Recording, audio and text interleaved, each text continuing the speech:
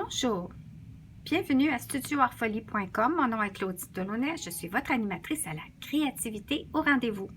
Aujourd'hui, petite capsule, j'ai commencé à créer mes cartes de Noël et je voulais vous montrer quelques petits trucs à propos de la dernière trousse de Paper Pumpkin qui était du mois d'octobre. On peut voir l'ensemble qui était proposé. Il y a une vidéo qui démontre toute la démarche et en plus, il y a d'autres démonstratrices qui font aussi la démonstration de comment ils ont réalisé les cartes telles quelles. Mais aujourd'hui, je vais vous rajouter quelques petits éléments, quelques petits points que j'ai remarqués quand j'ai fait les cartes en fin de semaine.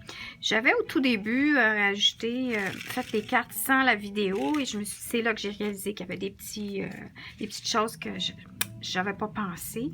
Et puis, j'avais aussi rajouté des petites décorations additionnelles. Mais là, cette fois-ci, ce que j'ai fait en fin de semaine, pour le reste, ce que je les ai réalisés tels quels, sans ajout de d'autres inventaires, comme si j'étais une nouvelle personne qui vient de s'inscrire. C'est la première fois qu'elle reçoit une boîte. Alors, je l'ai fait de cette façon-là. Par contre, j'ai triché un petit peu.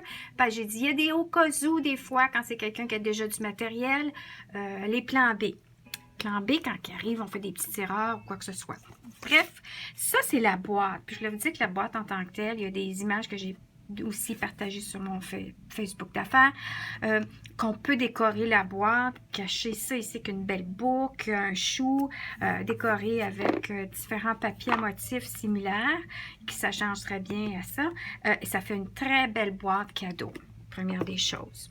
Deuxième des choses, je serre tout ça ici. Je vous montre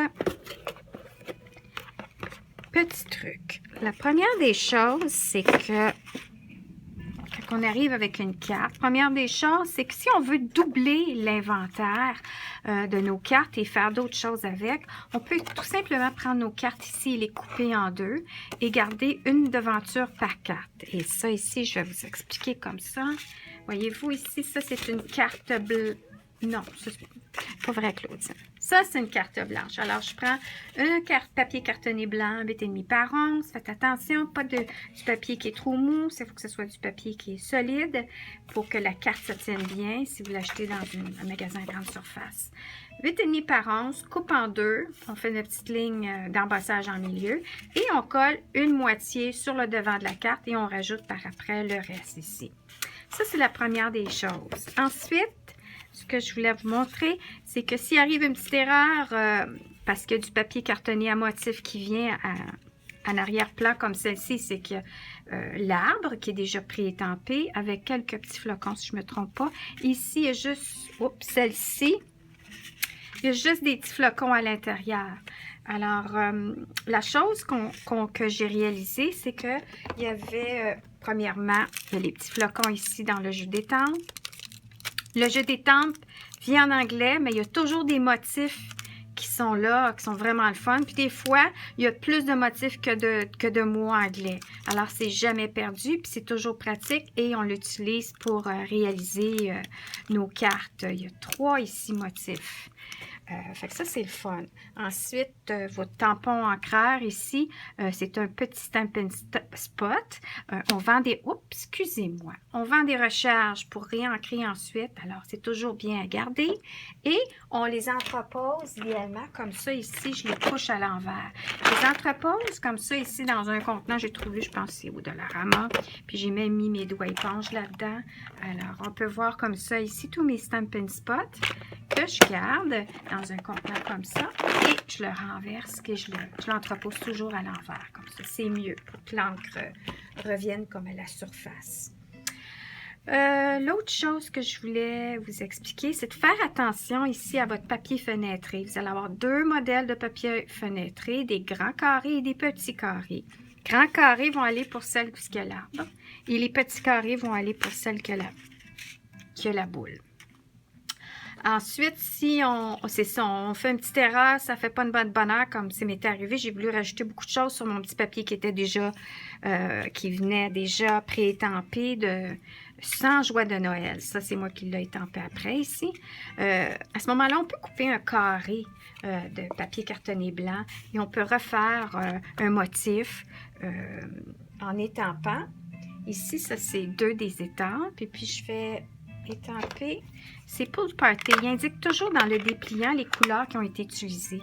Alors, regardez, c'est comme ça ici. Je vais aller étamper quelques petits motifs comme ça.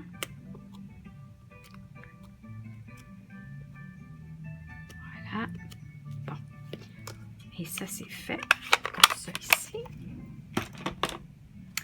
Alors, on peut voir que j'aurais juste à étamper ensuite mon mot, mon souhait à l'intérieur. On peut voir aussi que vous pourriez y mettre un motif, un autre papier, ou vous pourriez... ça ici, c'est tout moi qui l'ai étampé par après, mais vous pourriez le garder sans étampage, et puis garder ça ici, le motif du plaid. Alors, libre à vous pour ça ici.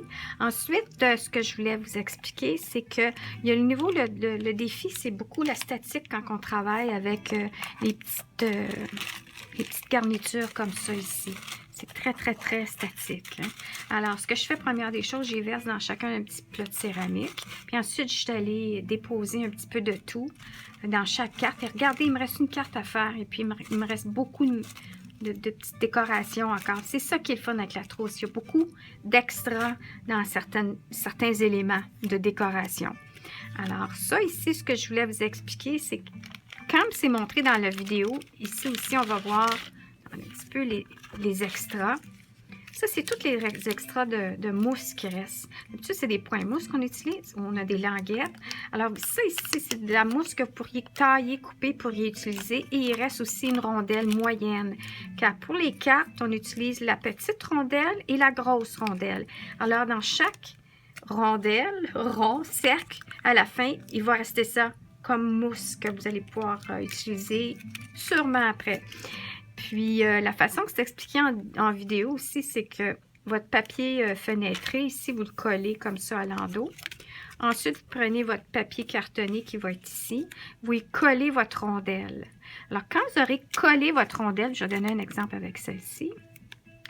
Vous allez utiliser un papier de sécheuse, une feuille de sécheuse, de la statique, bounce. Puis là, vous allez frotter tout le contour pour enlever la colle du contour, puis enlever la statique ici, puis ici, avec votre papier fenêtré qui serait collé, que je ne sais pas ce qui est rendu, il est là. Disons qu'ici, il va avoir été collé avec des points colle. Allez-y comme ça. Ça, vous faites ça la toute dernière minute, après avoir étampé, avant d'avoir mis vos petites bédules. Un autre petit truc, ce qui m'est arrivé en fin de semaine. Je suis arrivée et j'ai saupoudré mes petites bédules. À un moment donné, donne un coup avec la carte, ça revole à terre, les petites bédules partout sous le plancher. Balayez votre plancher avant de commencer vos cartes. Pour être sûr que si vous faites une carte comme moi, vous allez ramasser, puis vous ne ramasserez pas le poil de chat, les petites miettes de pain et tout le reste. Ça, c'était l'autre petit truc. Alors, après ça, vous allez pouvoir déposer ça. Vous allez voir, vous enlevez votre petit papier. Puis là, pouf, vous allez coller ça comme ça ici. Alors, je pense que c'est pas mal tout dans mes petits trucs. Puis, pour terminer, regardez les extras en inventaire. Ça, c'était c'est des boules de Noël. Mais ça, c'est pour enlever, vous savez, comme ça ici. Hein, c'était pour enlever, pour avoir le trou. Puis on a les grosses rondelles qui étaient pour les cercles ici, pour les arbres. Alors, on a ça à réutiliser pour d'autres cartes. On a encore plein de points de colle, plein de petites décorations, encore des extras d'étiquettes. Il me reste juste une carte à faire. Alors, vous voyez, il me reste encore des étiquettes. Alors, tout simplement, ce qui a vraiment le montant exact, c'est les enveloppes, les bases de cartes, comme je vous ai dit, que vous pouvez couper en deux et que votre tampon encreur, il peut être réancré. Et tout le reste, c'est du plaisir. C'est du plaisir de pouvoir continuer à créer avec autre chose qu'on a sur la main. Puis, je voulais vous dire aussi que j'ai utilisé Piscine Party. Si jamais vous avez déjà des encres sous la main, j'ai utilisé Piscine Party et Baie des Bermudes que j'adore. Ça représente mes couleurs de mon studio.